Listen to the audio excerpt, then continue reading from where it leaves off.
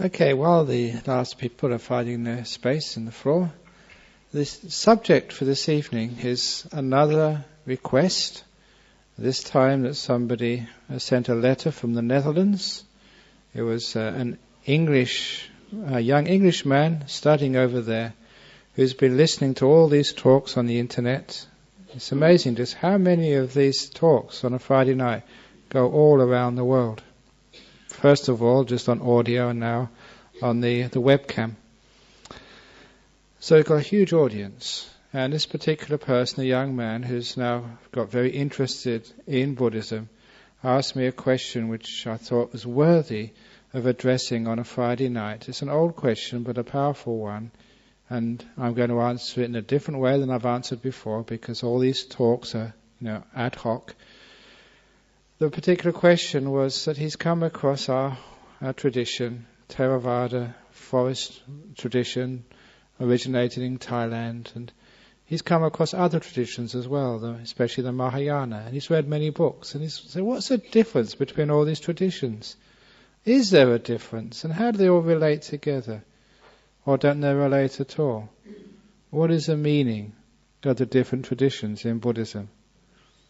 And that's the subject of this evening's talk. I will obviously have to address this in a historical, academic way first of all, but please don't get disappointed, because later on in the talk, as soon as I possibly can, I'm going to take this academic treatment and find its heart, to wring out of it the real truth about what's going on. And also just to see just how the right attitudes which we have to even the historic treatment of the different strands of Buddhism can also be applied to many other aspects of our life, and also our relationship to other religions, other points of view, other ways of thinking, so we can get what religions are supposed to be providing, a way forward, harmony, peace and friendship in our world. But we have to go back to the time of the Buddha, because when a Buddha became enlightened, he never taught Buddhism, Theravada, Mahayana, Vajrayana, Zen or anything. He taught what we call the Dhamma. And Dhamma means the truth. And even these days, people argue about Dhamma, about how to spell it. Should it be D-H-A-R-M-A or D-H-A-M-M-A? What a stupid thing to waste your time on. I don't care how you pronounce or how you spell it. But the point is, what it means is important. And this word Dhamma, what the Buddha actually found, or what he taught, has incredibly rich meaning. It can mean the truth, it can mean the law, but it means like what's at the heart of things, the source, what keeps things running, what's underlying everything, and what's at the heart of you as well. Whenever we look at any experience, it's where it's coming from, what causes it, what is its source, what is it? That is the meaning of Dhamma. And that's what the Buddha taught. However, when anybody tries to explain, what is as a single experience, usually gained in meditation, people start taking the explanations and the descriptions to be the real thing, the truth. And as you've heard me say here many times, the menu is not the food. The map is not the territory. The explanation is not the meaning. So a lot of times the problems come when we just take the words which the Buddha was using to describe certain events and just worship those words rather than worship what they were pointing to. But however, you do need explanations, you do need teachings, you do need words to try and explain these things. And so we start getting Eightfold Path, Four Noble Truths, all these little things which you read in books, which is, you say, is Buddhism. It's not Buddhism. It's not Dhamma. It's what is pointing to Buddhism, what is pointing to Dhamma. The truth is pointed or encapsulated there. It's wrapped up in there. But you have to take the wrappings off and say, what does this really mean? What's it pointing to? To really understand what Dhamma is. Which is why all those words and all those books, all those explanations, they are there to be contemplated upon using the power which is conferred upon every individual by deep meditation. You use a deep meditation, you've got all those teachings, you put the two together. It's called putting a match onto the gunpowder. There is a bang, enlightenment happens. For those of you who want to check me out upon this is in the cause for seeing the Dhamma, for becoming a stream winner, a so one. They have the two causes, they have to come together. And those two causes for seeing and penetrating the truth, seeing the Dhamma for yourself, becoming the one who enters a stream, in Sri Lanka they call it so one, is the words from another, someone else who's seen that Dhamma, the truth. That is the map, that is the menu, that is the books, the word of another. But the other important thing for actually penetrating that truth is called, in Pali, yonisa manasikara. Literally means work of the mind which goes to the source, the essence of things. Now when you've been meditating, where are you going? You're going here, into this moment, into the silence, into the present, right into this mind, into the center of things. That's what the work of the mind is. So traditionally, in all types of Buddhism, that you have the teachings, you have the practice. When the two come together, that is where enlightenment happens. So we had these great teachings, and that was the essence of them. But what happens, like a lot of the times, people prefer to talk about Buddhism rather than practice it. They prefer to write about it and become famous rather than just sit in quiet monasteries and just disappear. And so because of that, there is lots of explanations on how to do it. Sometimes you wonder, is there too many explanations? Are there too many books in the library? Are there too many talks? I've just seen in our library, there's a whole MP3 series of, I don't know, about 100 talks of Ajahn Brahm. My goodness, only one is enough. You've heard one, you've heard them all. That's what I say. I don't know why you keep coming, personally. But nevertheless, people love information. And because they love information, they like to listen to these teachings put in a different way, a more entertaining way. You see it from this angle, you see it from that angle.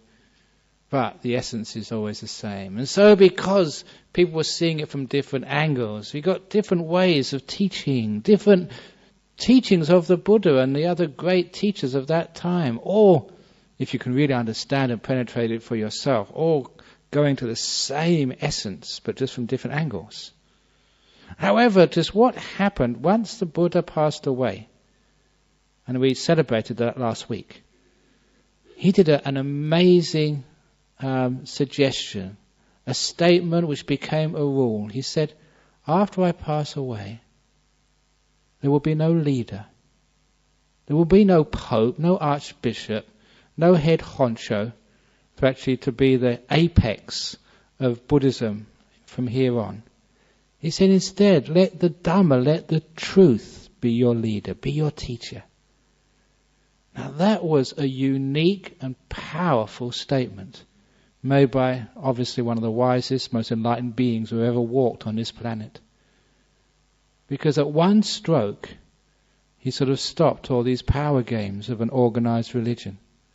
So no one, no monk, no lama, no priest can actually put themselves up and say they're the head Buddhist.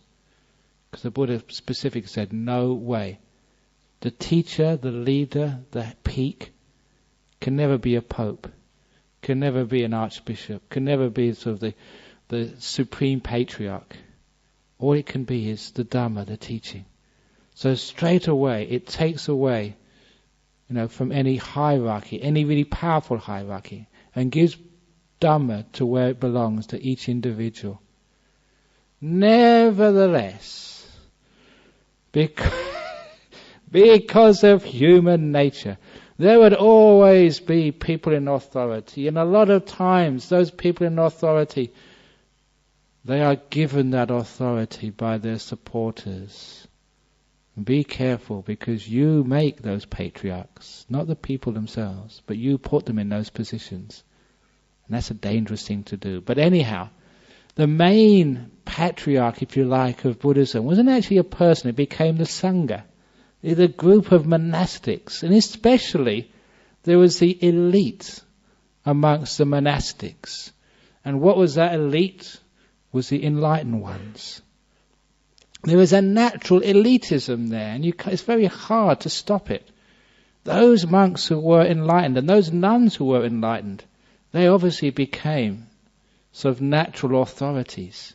If you really want to ask a question on Buddhism, on Dhamma, on meditation, who would you ask? Obviously you want to go and ask an enlightened one, the one who has got all of the answers. Now, even though in Buddhism, the Buddha actually laid down all these rules to say, don't let anyone know if you're enlightened, don't exhibit your psychic powers, so that you sort of suppress any elitism. And even to the point that all the monks and the nuns, they wear the same type of robes. I just got a new robe. It wasn't big enough, so they put a patch on the end of it. It's a different colour. I am proud of having a patched robe.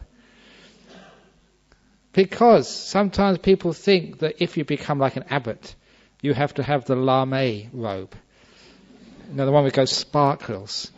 Or at least you can have a few sort of stripes to show your authority. But if you came to our monastery for the first time, you wouldn't know who was a senior monk and who was a junior monk, because we look the same. It's the same as Dhammasaro as well. If you've never been to the nuns' monastery before, which one is the abbot? And that's part of Buddhism, the no hierarchy, but there was a natural tendency for the enlightened ones to be the ones who would solve all those questions. And basically that got up the nose of the ordinary monks 100 years after the time of the Buddha. Because what happened, and this is the history of why Buddhism started to split up into different sects. I don't like sects. You got that joke, very good. I won't need to explain it now. I'm celibate. But, I was meaning sects. But what actually happened was, there was the age-old controversy in monasticism. The same thing happened to the Franciscans in the Catholic order. We start off being very pure, not having money. After 100 years, some of the monks said, well, it was all right in the time of the Buddha, but these are modern times. I'm talking about 2,400 years ago instead of 2,500 years ago. Things have changed, they said. And this is actually recorded, history. And it's great to actually to see in the past, as people still get the same old arguments as they do today, that it's not practical these days. You've got to be a modern monk. 2,400 years ago they were saying, we've got to keep money now. And the old monk said, no, you can't. It's against the rules. Now we've got to change those rules. No, you can't. And so there's a big controversy. It became what became known as the Second Council of Buddhism. And at that Second Council, they try and have some sort of vote. But they couldn't agree. In our rules, we cannot go any further unless there's unanimity. Majority doesn't work, because we realize that the minority will not be happy. Everyone eventually has to agree on a solution. It has to be in unanimity in the monastic rules. So they couldn't agree, and so they decided, let's allow the arahats, the enlightened ones, to decide. So the enlightened ones decide, no, you can't have money. And that was the end of it. And all the other ones, the ordinary Joe Blow monks, they weren't happy. And especially for those students of history, this happened in the town of Vaisali, just north of Patna, north of the Ganges, in the heart of ancient Indian democracy. This was a democratic republic. For those who think democracy started in Greece, you don't know your history. There was a parallel democracies, very vibrant, long-standing and successful in India in the time of the Buddha. They were so well established already, they had to go back much earlier in history, but we cannot find out how long. Democracy was not a Greek idea. There was parallel introduction both in the Indian subcontinent and also in that part of Europe. But this was a democracy, and elites decided. Now after that time, what happened, and this is history, the people who lost that argument, the ordinary monks, they started to get upset about the authority of the arahats. From that time on, you started to see people say that arahats, well, they may be perfect in their understanding of Dhamma, but they're not always perfect in worldly things. They can make mistakes. This is actually where you started to see the denigration of the arahat, putting them in their place. And at the same time, we started to see in history of Buddhism the rise of an alternative to the arahat. Instead of becoming an enlightened one, become the bodhisattva, the one who's on the path to become enlightened, but who puts off that final enlightenment for the sake of all other beings. And this is actually where the bodhisattva starts to rise in the history of Buddhism. But there was also another movement as well, because to be an arahat was a bit hard. You know, to be an arahat, you have to give up everything, and you can't sort of do this, and you can't do that. And sometimes when you're in a position of authority, they might come and ask you, Ajahn Brahm, are you an arahat? Because we've heard the monastery down the road over there, they're arahats. So there's always this peer pressure. And that would also have been there at the time. It's nature. And obviously that sometimes it was just a bit too hard to fulfill the goal. And so there was a lot to be gained in having another goal. Saying, well, I may not be an arahat, but I'm a bodhisattva. And the requirements for the bodhisattva were much less for being the arahat. So that also was a popularization. And so at that time, you can see about 3 or 4 centuries after the time of the Buddha, there's a whole new set of scriptures started to appear. And we have the start of the Hahayana tradition. Now that's actually how it started. There was a history there. And that history is important because it gives some understanding of where it came from. But you also have to understand what it means. Once you started getting it split off between the bodhisattva and the arahat, I should also mention that these were mostly sort of people who wrote the books made this separation, because that's the only reference we have in the books. And I've always noticed the ones who write the books are usually not the ones who do the practice. If you can't do it, you usually write about it. And that's why many of the books, as soon as I see these, I think, my goodness, did the fellow really know what they were talking about? And why do they do this in the first place? Now, I say that with a bit of a caveat, because I've written a couple of books.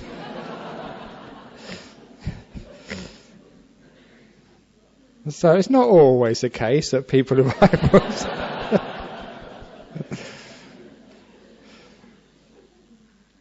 But I'm always a bit untrustworthy of books. And you know that story which I heard from a Zen monk, and I think this is a great story, that anyone who writes a book has to spend the next 7 lifetimes as a donkey. That's the karmic result of that. Fortunately, I looked through all of the Theravada sutras. I couldn't find that anywhere, so I think I'm okay. But there is a point to that, there's a meaning to that sometimes the books can mislead if we just take the books to be the whole thing. So we did actually get a split which happened 2 or 3 centuries after the time of the Buddha into different schools, mostly because of people just thinking too much, writing books and arguing and not actually doing the practice, because even then it's quite clear from the evidence of that time that most of the monks, they didn't, if you don't mind me saying this, didn't give a damn what particular type of Buddhism you were, what particular type of school you were, because there was so much in common. They did the practice, they meditated, they penetrated the Dhamma, became enlightened arahats, and the enlightened ones, they had nothing to do with all of this. However, it came down to us, because after the Muslim invasions of India, when Buddhism got fragmented, some Buddhists went over to Tibet and then into China, some went down to Sri Lanka, some went to Java, they went to different parts of the world, and because of their isolation, because of history, these little differences started to solidify into completely different schools. And so we did have a Mahayana, the Chinese Buddhism, the Chan, Pure Land, very, very strong in China. And also the Zen, which was in Japan. We had the Vajrayana, what we now know as Tibetan Buddhism, in not just Tibet but in Mongolia, and even in just the other parts of Central Asia. We had Theravada going down into Sri Lanka and over into Burma and Thailand and Cambodia. And nowadays, because the world came together, we have all these different traditions all in the same place. Isn't that wonderful? Because when we start to come together, we look at the books, and the books are slightly different. But we look at the practice, and the practice is just the same. And that's a wonderful thing, that when you start arguing with the scholars, you can argue all day and night and never get anywhere. Of whether it should be the Bodhisattva is the right way, or the Arahat is the right way. Because some people say that if you just become an Arahat, that's selfish. You don't care about anybody else. You're just becoming enlightened for yourself. You should put off your enlightenment for the sake of all other beings and be the last to become enlightened.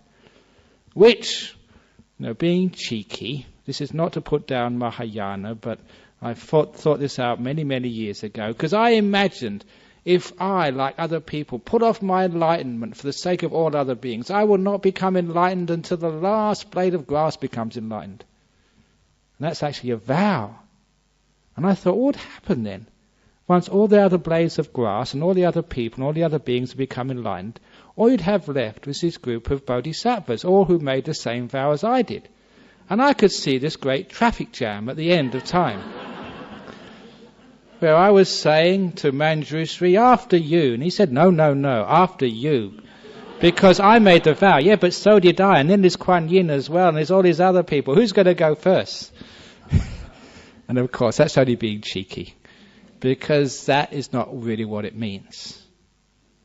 And it's not being, and I've seen many people who have that degree of selflessness. I'm not concerned about myself.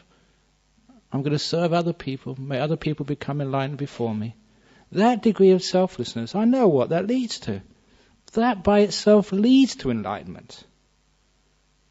In the same way that when, all you people who have learnt meditation from me, when I teach meditation, I say, if you want to get into deep states of mind, you will never be able to. Because there's a wanting which stops. You've got to let go. Get out of the way and allow it to happen. Now you can see if you say, I want to become enlightened, I want to get into deep meditation, it can't happen. So you can see that Mahayana mind, I'm going to let go of myself. I don't care what happens to me. That is Theravada practice. That's meditation practice. And say the Theravada practice of wanting to become enlightened. In other words, wanting to sort of be free, knowing how to be free. Then because being free can help so many other people. You can actually teach from experience. What a wonderful thing that is. So in the end, if you really want to be a bodhisattva, if you really want to serve other beings, the best thing to do is become enlightened, be an arahat. And if you really want to be an arahat, the best thing you could be is be a bodhisattva. That's the fastest way to being an arahat. Because that is what I've found. So we have this difference of opinion which people have, but these are only the scholars. And a lot of times it's the scholars who have egos. There was a Tibetan monk some years ago, he's called Chogyam Trungpa. He was a drunkard, but nevertheless he said some very wise things. And one of the wise things he said was this idea of spiritual materialism. At that time, maybe 30 years ago, when materialism was a word which was being coined, he applied it to spiritual materialism. And what spiritual materialism is just we accumulate our spiritual possessions, our spiritual capital. I keep the 5 precepts. How many precepts do you keep? Only 2. No. I'm superior than you are. But I do 8 precepts. I'm much better than you are. But I do 10 precepts. I'm a disciple of this arahat. No, I'm a disciple of that bodhisattva. So a lot of times, and I'm not just joking, sometimes people get into that stuff. And they think, you guys are just Theravadins, you're hopeless. But if you do really, really well, and you sort of complete your course under Ajahn Brahm, then you can go to the Tibetan temple, and we'll give you the higher teaching. And then, once you finish the higher teaching under the Tibetans, then you can go to the Zen to get the even higher teaching, and then you can go to the higher. Again, all of that sort of stuff, because of my Western questioning conditioning, that really just didn't make any sense to me. It wasn't Buddhist to compare yourself to other people and say, I am better than you are. However, that was part of spiritual materialism. And you can actually see that in some of the ancient texts of the scholars, not the practitioners, who even called themselves Mahayana, which means a greater vehicle. And the opposite of that was a Hinayana, which does not mean small vehicle. That is wrong Pali, it is wrong Sanskrit. Hina means gross, terrible, mean, vile, despicable. That's actually what it means. And actually recently, well not recently, a couple of years ago, I just wrote to the Oxford English Dictionary. And I put them right. I said, look, Hinayana does not mean small vehicle. And I sent them all the photocopies from the dictionaries. And they agreed. They said, wow, we didn't realise that, thank you. So I'm a contributor to the Oxford English Dictionary. But you see, that's spiritual materialism again. But nevertheless, at least you sort of get rid of that. And so sometimes people say, well, actually, what are these yanas then? Hinayana, Mahayana. What yana is Ajahn Brahm? And you should all know by now, I am Hahayana. You've got it, you're too. That's my you yana, Hahayana. You can make it fun, and I'm not just doing this just to entertain you, because when it's fun, a lot of times the reason why people laugh is there's a point in there, and religion should be fun. And it's a waste of time going to these cold churches or these dull sermons or these monasteries or something. It gives religion a bad name when it's boring. But too many young people, they don't go to religion because it's boring. You've got to make it fun, and there's no reason why it shouldn't be fun. It shouldn't be joyful. I get a lot of joy out of my meditation. I get a lot of happiness out of being a monk. This is not a boring thing to do. It's one of the best things I ever did in my life, being a monk. Wouldn't give it away for the world. Now you can see that the happiness and the joy, that's why Hahayana is a valid path.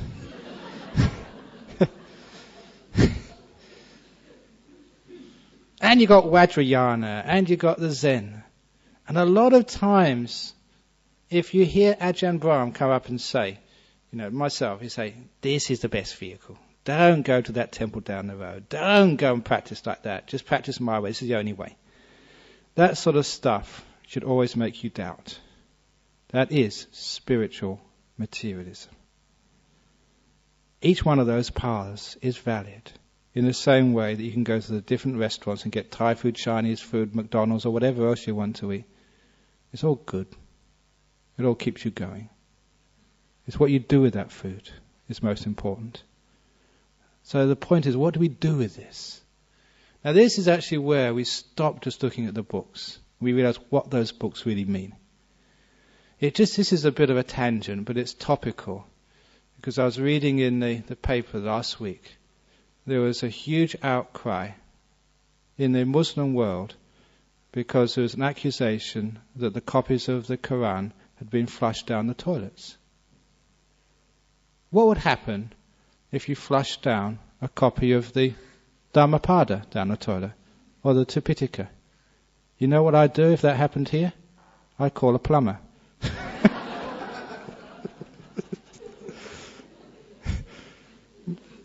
Because that's a practical thing. It'll block up the sewage systems. But would I get upset and angry? Would I start a Buddhist jihad or holy war? And obviously no, because, and I mentioned this at a talk I gave somewhere other recently, because you can flush a book down the toilet, but you're not going to flush the principles which that book embodies down my toilet. I'm not going to allow anybody to flush down peace, forgiveness, love, tolerance. That you will not flush down any toilet. You can't. Unless I allow you to. And if I do, then I'm stupid. So why do we mistake the messenger with the message? The book, they are great books, but they are just the messenger of truth. They're the messenger of peace. They're the messenger of love. They're the messenger of forgiveness. They're the messenger of understanding and peace. So why do we allow these books, or what people do to our books or to our images, to destroy what those images are really there to point to? So you all know when the Taliban destroyed those big Buddha statues in Bamiyan, I was so proud of the Buddhists for saying, oh, never mind. So you can destroy the Buddha statues, but you'll never destroy our peace and forgiveness, our sense of harmony, and our sense of friendliness to you. You can destroy all the Buddha statues you like, but you won't destroy Buddhism. You won't destroy the message which that Buddha statue is embodying, the sense of peace and forgiveness, truth, harmony. That's what's really important. And isn't that what the books are there for? So what is the message of Theravada, of Mahayana, of Zen or whatever? They've all got these great messages. The great thing about Mahayana was that it made just compassion just so prominent. And sometimes in Theravada that was always there, but sometimes it could be forgotten because it was not prominent. So thank you for Mahayana, for actually making sort of compassion so important. Theravada, sometimes the Mahayana, they lost, the idea of like a strong virtue and a commitment to the practice of meditation and simplicity. Oh, thanks for Theravada for having all these simple, direct teachings. It's great to have that. Thanks for Zen for having this one focus on meditation. Meditation is hardly anything else in Zen than meditation. Thanks for reminding us of that. Thanks for Vajrayana. Well, they do. Now they do the whole lot. Especially the great example of the Dalai Lama, just forgiveness, lost his country but gained the world. So all of these have all got things to offer to this beautiful Buddhism. So we don't compare who's the best. We just use all of this. And once you really get into this Buddhism business, you find, and this is my standard answer in brief when people say, what is the difference between Vajrayana, that's Tibetan Buddhism, Zen Buddhism of Japan, Pure Land Buddhism of China, or Chan Buddhism of China, or Theravada Buddhism, the forest tradition, Sri Lankan Buddhism, Burmese Buddhism, Vipassana, or whatever else. All these different types of Buddhism. I hope I've got most of them. They say, look, they're different types of cake. They have different icings, that's all. Underneath you've got the same cake, the Buddha cake. The icing is different. The rituals are different. Some of the ways of approaching the teachings are different. But when you follow those teachings, you find out what's going on inside.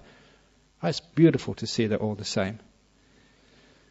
You know that tomorrow I'm going off to Sydney and then to Melbourne. The reason I'm going to Sydney, I'm doing a joint Wesak celebration. Just like last week we did our Wesak here. That was basically for our group. The week before, many of you know that I participated in a Wesak ceremony in Supreme Court Gardens run by the Taiwanese Mahayana group in Guildford Road in Maylands. And it's very nice. I was there in the front seat. Sister Wayama was there also in the front seat. And we're supposed to, if you look at the books, we're supposed to be enemies.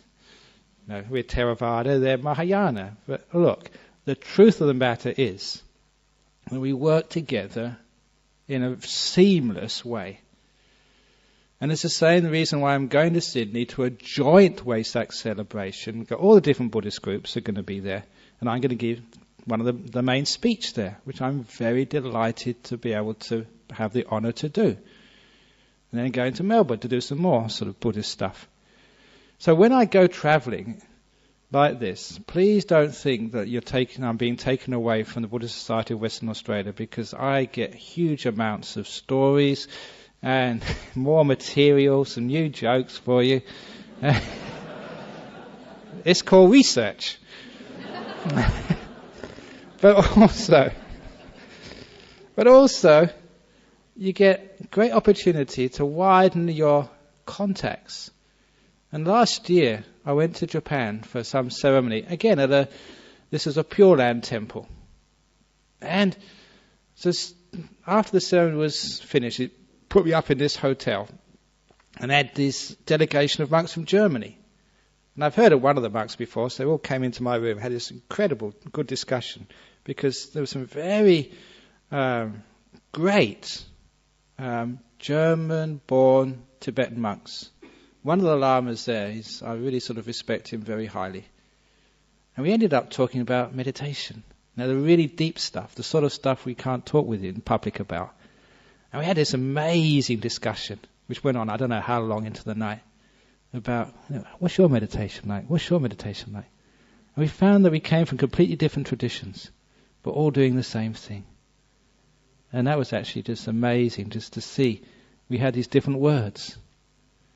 But when you actually explain what those words are from experience, well, I know what you're talking about. I call it differently. And what you really found there was when you get to practitioners, people who are not just writing the books, but people who are doing it, who are actually keeping those precepts, who are actually spending years in meditation, hour upon hour, training the mind, getting deep, seeing what the Buddha saw. And you can see, my goodness, there is no difference. The difference is just on the surface. There's the icing on the cake. It could be strawberry icing, there can be chocolate icing, it could be vanilla icing. For me, I like chocolate. Tibetans like raspberry. What's the Zen grey? What's that? That's vanilla with a bit of, I don't know. Anyway, but you understand what I'm talking about. It's just different icing. You go inside, you find it is the same. And I recently gave this talk in Singapore. It was on a conference which we call Bridging the Traditions. And I said, look, it doesn't matter if you call yourself a bodhisattva or you're on the arahat path or what you're actually doing. What actually is you're doing? Not why you're doing it, but what are you doing? And for traditional Buddhists, if you are on a bodhisattva path, this is a Mahayana, which is, Vajrayana is a fast part of Mahayana, so they say. If you're doing the bodhisattva practice, you're supposed to be following 6 parameters, 6 spiritual practices. And those 6 spiritual practices, I'm going to rearrange them from the normal order, because I'm making a point here. The first 3 in my order is Dana, Kanti, Virya, which is, Dana is generosity, Kanti is patience, Virya is energy. And the next ones are precepts or morality, sila, samadhi, meditation, and wisdom, panya. Those are the 6 parameters, the 6 practices of the bodhisattva in the ancient books. Generosity, patience, and energy, plus sila, samadhi, panya. Morality, meditation, and wisdom. So what do people on the arahat path, Theravada Buddhists, do? They do generosity, patience, energy, precepts, meditation, and wisdom. So they do exactly the same. Why you're doing that, the purpose of it may be different. You may think, I'm doing this to get, to be able to help other people. Or you may think of it, I'm doing this to become enlightened myself, to get rid of my own problems. But if you look at it, it's exactly the same. And I'll tell you why it's the same. It's because we have this dichotomy, this dualism in the spiritual world. This dualism, I mentioned this a couple of weeks ago, but it's a powerful point. I'm going to reinforce it now. There are some people who go into the extreme of just being concerned about themselves. Coming here to get rid of your problems. Coming here to get more peace in your life, even just to lower your blood pressure. Coming here, for your own benefit, maybe. Now, some of you may think you're coming here for that. Some other people are coming in here to serve for the sake of others. You've got the committee members, people like Sol, who's very, very busy, just finished some exams, and still comes along here to serve today. There's the people on the desk over there doing the reception, the people who just actually served you with some snacks. They came here to give. They're not really concerned about themselves, they're concerned about others. Which is the right path? I mentioned yesterday, or a couple of weeks ago, that both are wrong. If you just focus on yourself, you'll miss the path. If you get dull, you just don't get any inspiration. You can't make any progress. Still, there's some monks in my monastery, not in my monastery anymore, but I was talking to a monk today on the phone, who still thinks that they can get into deep meditation just by staying by themselves, not giving them any talks, not serving other people. It's amazing. You can't do it. You haven't got the oomph, the energy. I've found in my own practice over the years, almost by default, I've had to serve as a Theravada monk. I had the wish just to be a hermit. That's what I like to do. That's my inclination. And people who knew me in my early life as a monk knew I just spent most of my time just in my hut. Even I did that 6-month retreat. That's where I feel at home. And I thought I was doing well. For those of you who know the history of the Buddhist Society, I came here as number 2 monk. There was another monk, Ajahn Brahm, young, fit, very good teacher. And I thought, great, I'd be slipstreaming him for the rest of my life. What a wonderful opportunity just to be by myself. And then he went and disrobed. And all my plans went down the gurgler. So you had to serve. But one thing I found when I was serving, my meditation got really good when I started serving. And in fact, I found that, there's actually something personally beneficial to being selfless. If you just think about yourself, your meditation, your wisdom, your spiritual oomph doesn't grow. But also there are some people who just serve others. They give, and they don't get anywhere either. It's usually burnout. They just get frustrated, disappointed, dispirited in the end. They start off with inspiration and they end with expiration. Which obviously happens after inspiration, you expire. And so people, they serve, and then you don't see them anymore. They serve in our Buddhist Society committee for 1 or 2 years, and then bye-bye. And where are they gone? I never see them again. Now, both are wrong. The Dhamma, the truth, you won't see that if you focus on the other person and what their needs are. Just by giving, you will never grow. Just by thinking of yourself, you will never grow. The Buddha taught a middle path. It's not looking at the other person, nor is it looking at yourself. It's looking at the space between you. What's between you and the other person? That is where the Dhamma is seen. That is where growth happens. So the idea of being an altruist, putting off one's own enlightenment for the sake of all other beings, thinking of other beings, that never works. Thinking of yourself, just me, that never works. It's what is between us. That is what works. It's a relationship problem. It's not me. It's not you. It's us. And the same way that a person becomes enlightened, the same way they walk this Dhamma, and they see this Dhamma, if it's just being selfless and doing service, if it's just being selfish, there's another alternative. What's between us? Looking at the relationship which you have with the world, the relationship which you have with yourself, the relationship you have with life. It's not the other person, it's not me, it's not the world. It's what we make of it. What's between us.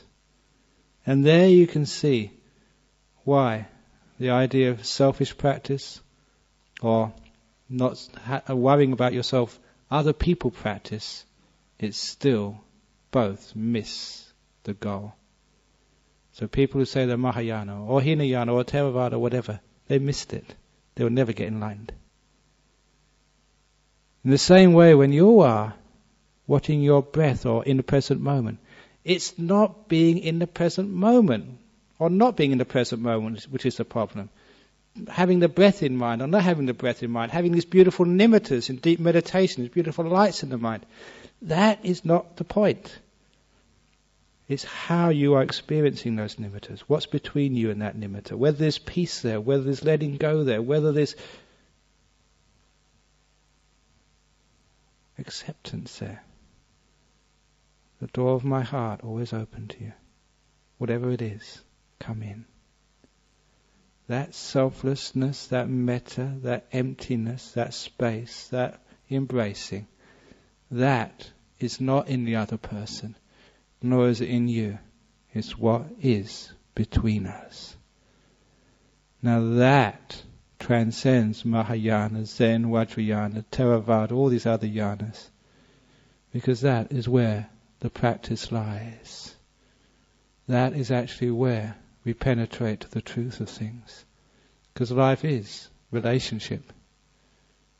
We make objects out of these things, just like we make words to describe our world. We make books to encapsulate those words, and then we fight about the books and we get upset when a book gets destroyed or flushed down a toilet. How much do we miss things? As a Muslim, you shouldn't be concerned about Islam, nor should you be concerned about converting others. It's what's between you and the other is what's important. It's our relationships. Being a Buddhist or being a Christian, that's not the point. It's how Buddhists relate to Christians. How Christians and Buddhists, what's between them. That's the point. Now can you understand just how true religion, true understanding of all this has to create peace and harmony and stillness in this world. How it has to solve the problems. Because it's not you aren't the problem, I am not the problem. It's how we relate to each other. That will always be the problem. You can't get everybody to be like you. You can't have yourself being like other people. Isn't it wonderful that we're not the same? Remember that wonderful scene from the life of Brian? When Brian is asked to say something profound, and on his balcony, thinking quickly, he said, "You are all different." And somebody put their hand up and said, "I'm not."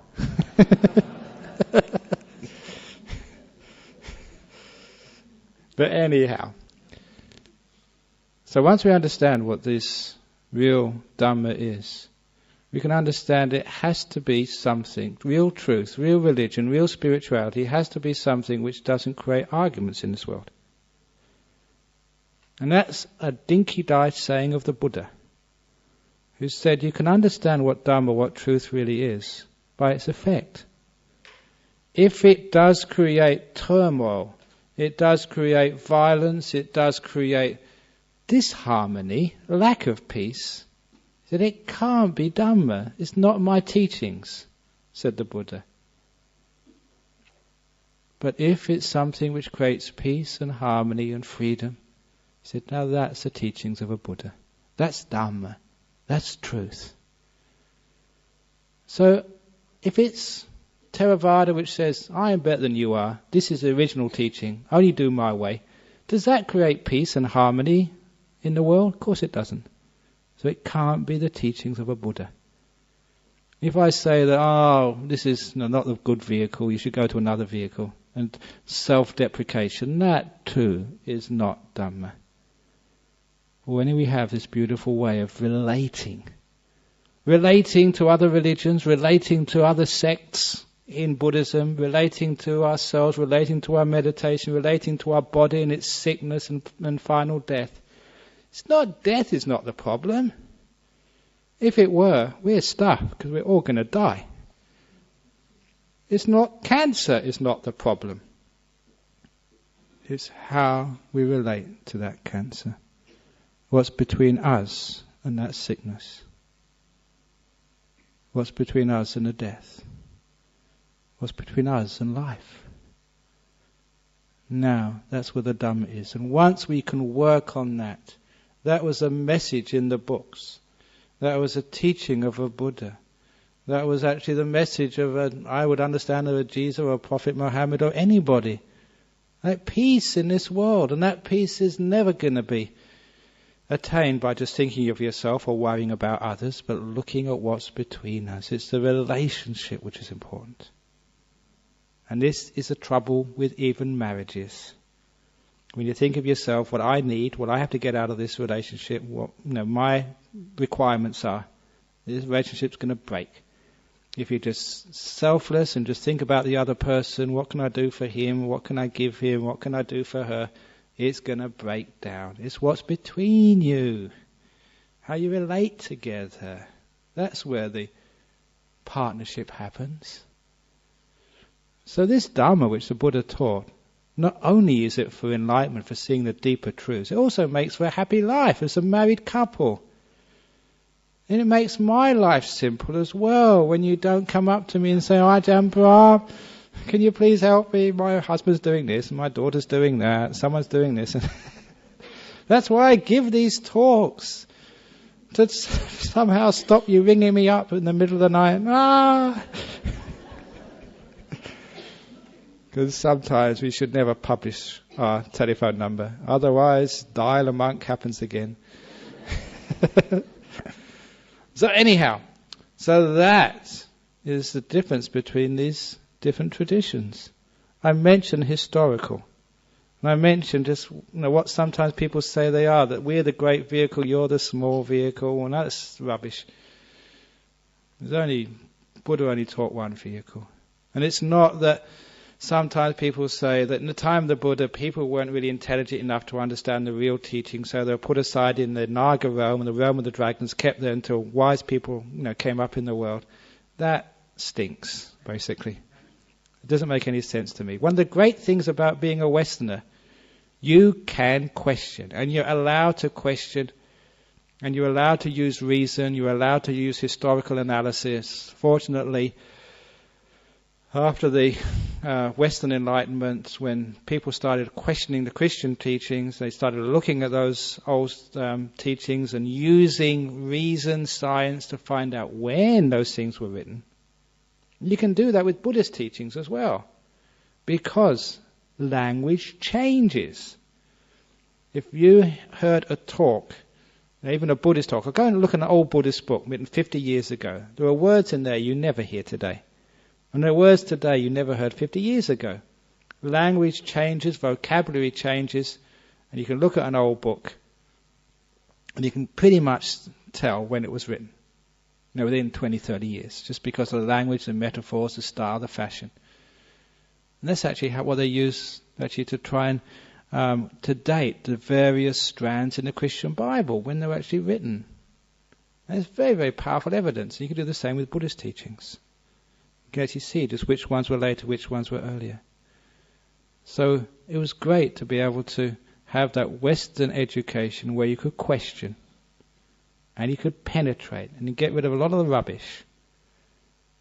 But in the end, when you got rid of all the rubbish, what you were left with these beautiful teachings of a Buddha, which are not owned by any sect, which no one has a franchise on truth. No one can patent it and say, it's mine, if you want it, you have to listen to me. The great thing about truth, it's like the air. It's there to be breathed in by any being at any time, in any place. That's why the Buddha said, Buddhas only point the way. The books only point the way. The different traditions, they just encapsulate, and because of their history, they've emphasized different parts of the way. And if you go into the heart of them, they all carry the full teachings of a Buddha. And those teachings are just the pointers for you to see these things for yourself. So, all those different yanas, all those different traditions, it's all for you to use. But you get your meditation together as well. So with those two, the teachings of all the great traditions, or just enough sample of it to get an understanding of what it's all about. And meditate, get your mind very still. You put the two together and you understand what the Buddha was talking about. You understand the Hahayana, the Theravada, the Zen, the Vajrayana, the whole lot, and you understand, same cake, different icing, because you've got to the heart of it. And it's wonderful and beautiful you can do that, because it means, at least in our tradition, we don't have any arguments. We're not trying to, like the Catholics trying to get the Anglicans to join, and the Anglicans trying to convert the Catholics. It's nice having a different cake every day, and always having the same icing. Variety is the spice of religion. So that's the talk this evening on the different Buddhist traditions, what they mean and how we can make use of this, and what's between us. That is Dhamma. So thank you for listening today. Okay, any questions, comments or complaints today? Have I offended anybody? No? Ah. Yeah.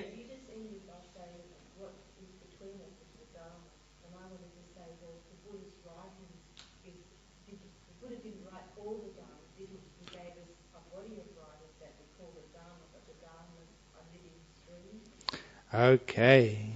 The Dharma is a living stream. Yeah, it's living in the sense. You got the point is, even like living, it just is.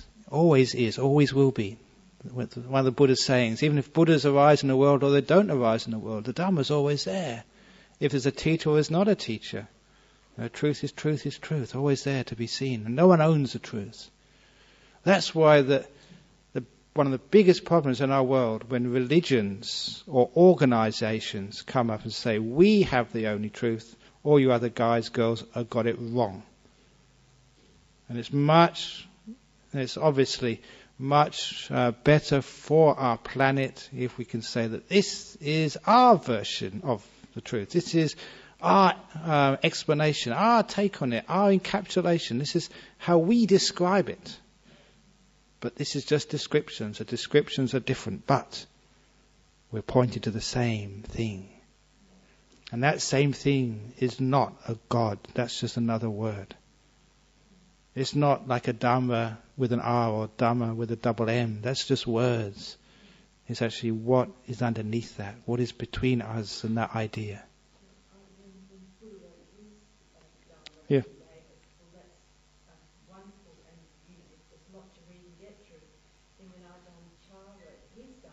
Oh, yeah.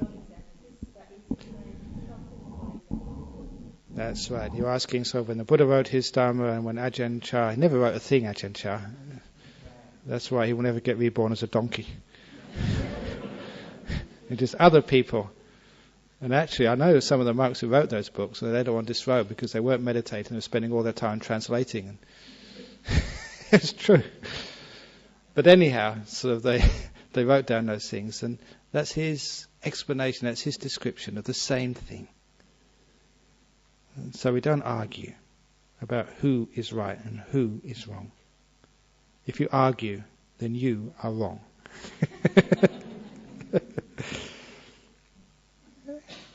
If you're friends, then you are right. Okay, so thank you for coming today. And I will be here next week when I come back from Sydney and Melbourne and Canberra. So I hope to see you next week. But next week is a long time. There are some messages for even what's going to happen tomorrow and on Sunday. So take it away, Sol.